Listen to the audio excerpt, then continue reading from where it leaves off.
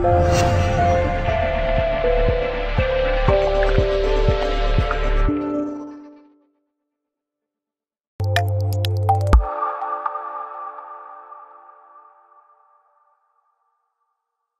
congratulations. Just give us a sense or an idea of what the atmosphere is like in the dressing room now. Obviously everyone's ecstatic. It's this doesn't happen very often, so boys are in there enjoying themselves, singing, dancing around, ballooning around, but just an incredible feeling, one that you've got to really treasure because it doesn't come around much for us lads, so we're just ecstatic really, just over the moon with the result and performance. But how surprised are you at how dominant you were in that game?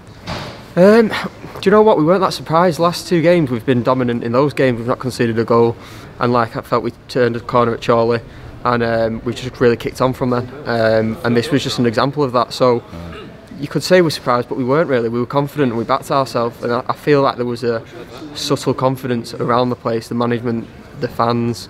Obviously it wasn't a great start, but we knew that we were going to create chances. We should have probably scored a couple before then, so yeah, I wouldn't say we were that surprised, to be honest. We back ourselves. Was the confidence jolted by that early goal that you conceded? Not especially, no, because we were creating chances. And then obviously he went off, which I think helped slightly because he was, you know, a dangerous player, but we were creating chances, we were playing quite well, so you know as a player when you feel like you're getting chances, and we had quite a few chances, so I wouldn't say our heads went down. If anything, it sort of spurred us on, and we got the goals and went on to win. In terms of occasions as a player, have you ever known anything like those scenes at the final whistle?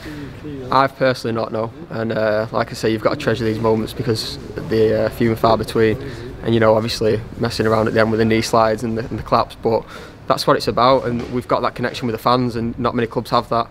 And for the fans to travel all that way today, I mean, it took us 6 hours, and the support, the noise, the loyalty that they've shown, they deserve days like this, and you know, couldn't have happened to a better club. A lot of people saying if you'd just been dropped here, you wouldn't know who the league team was, who the non-league side was. Do you think that's really testament to how professional the club is these days? And I'm thinking of the preparation for today's game, really. Yeah, well, like we stayed over last night, obviously, and we really value the professionalism. We've starting to edge towards full time, as we know. We're all turning up on Monday mornings, training hard. Every session, we're giving our all. I felt we came with a good game plan today, which is obviously credit to the management staff, but the boys bought into it, and it just all clicked like it has done for the last couple of games. But like I say, I think we are showing that professionalism, and we're showing as a young team that we can play amongst it, and we've got that potential to kick on and get promotion, and then get promoted again and play the likes of these week in, week out. Do you think the cup form feeds into the league form? So I think it's 11 unbeaten now, something like 8 wins in 10. I mean, is it feeding into the league games as well? Success tends to breed success. So yeah, I'd say definitely, when you're not only getting the wins but the performances are good as well. I think that's key, the performances. Then as a team you build, and the confidence grows and grows and grows. And as you can see, when you've got a confident team, anything's possible. So as you saw today. I mean, I know, Sam, it's back to the league now, but I mean, obviously you're going to be sitting watching the draw on Monday night. Who do you fancy in that draw?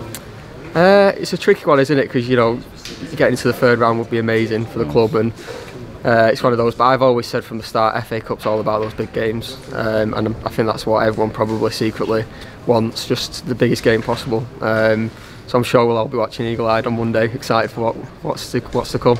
Well, listen, it's been an absolutely brilliant day today, and you play your part as well. Well done. Cheers, John.